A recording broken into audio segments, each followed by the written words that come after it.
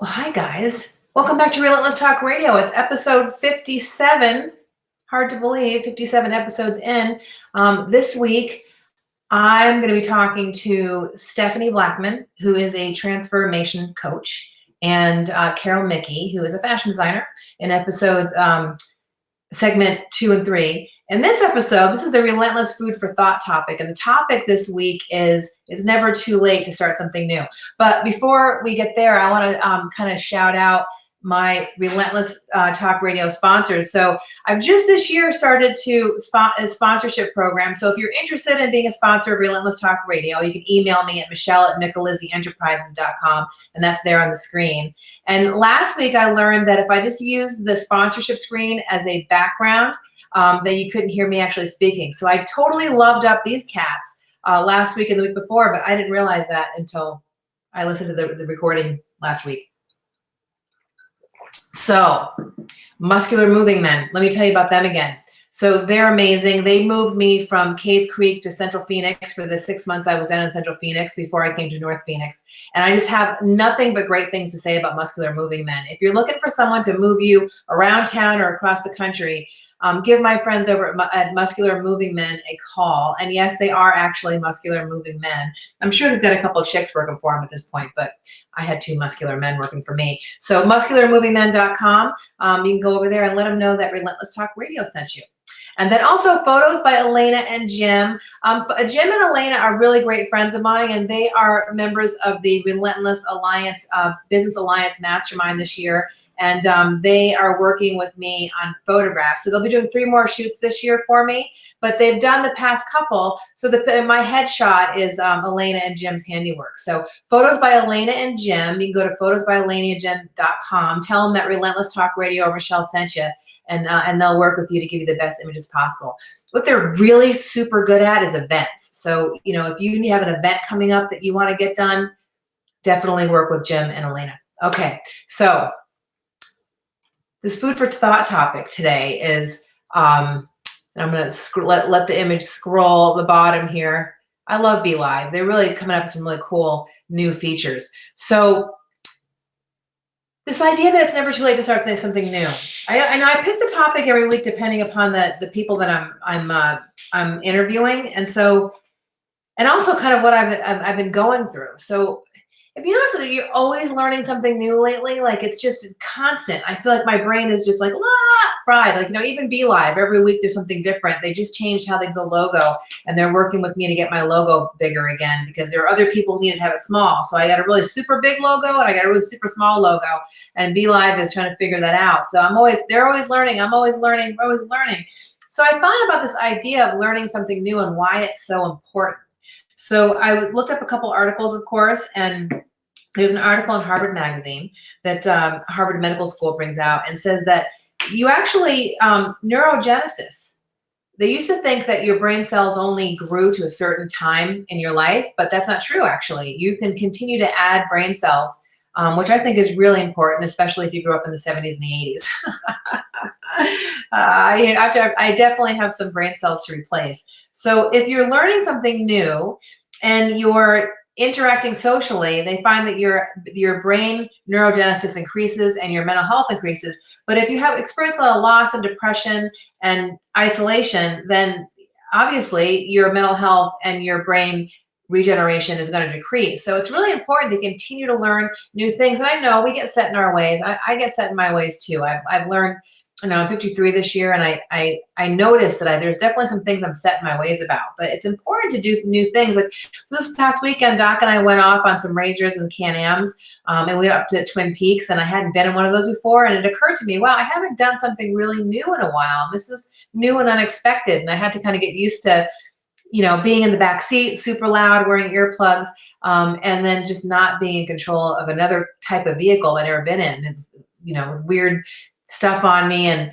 cliffs on one side and, spinning. And it's just, for a second there, I got afraid, but it's really important, I think, to continue to do new things like that because it just, makes you feel more alive. So It's found that if you sleep and you reduce your stress and you eat right and you have regular exercise, it also helps with neurogenesis. So believe it or not, getting off the couch and moving is really important for your brain as much as it is for your muscles and your heart. So it's important to get out and do things that that incorporate your brain thinking, that are physical and also social. So things like learning how to dance. There's been a lot of research lately about dancing and why it's so imperative to, not imperative, but it's a really good idea if you're trying to maintain brain health.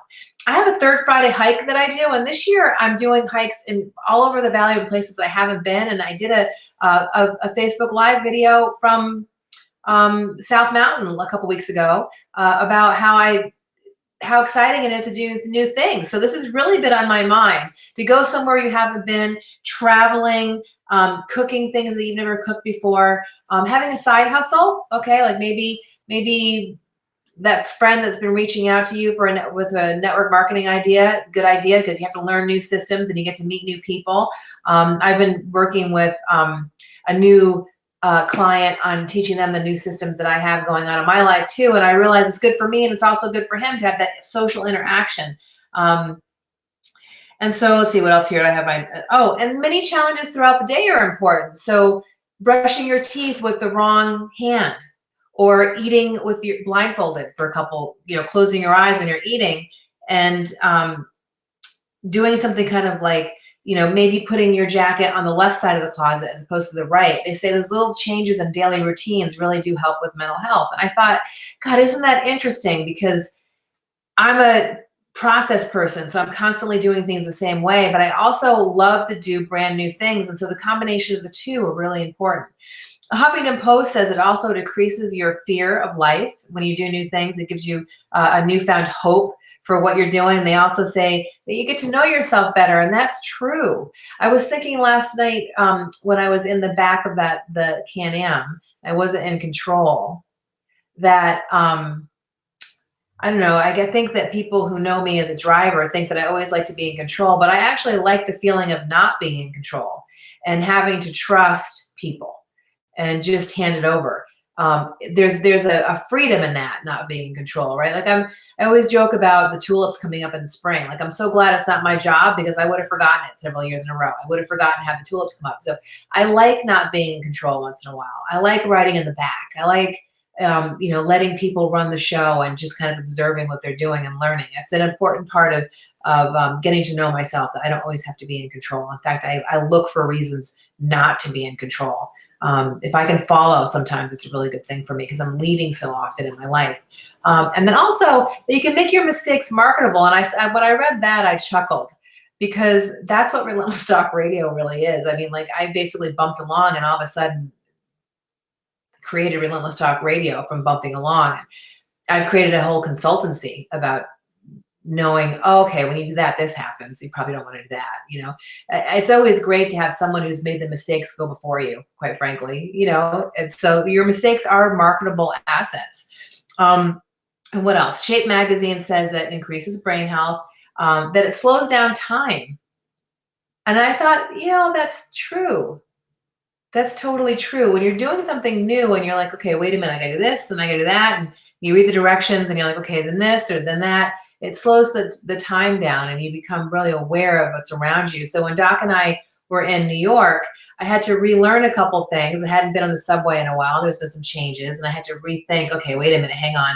And I was very aware of my surroundings. And sometimes you get an autopilot, you start to lose that. And it increases your confidence.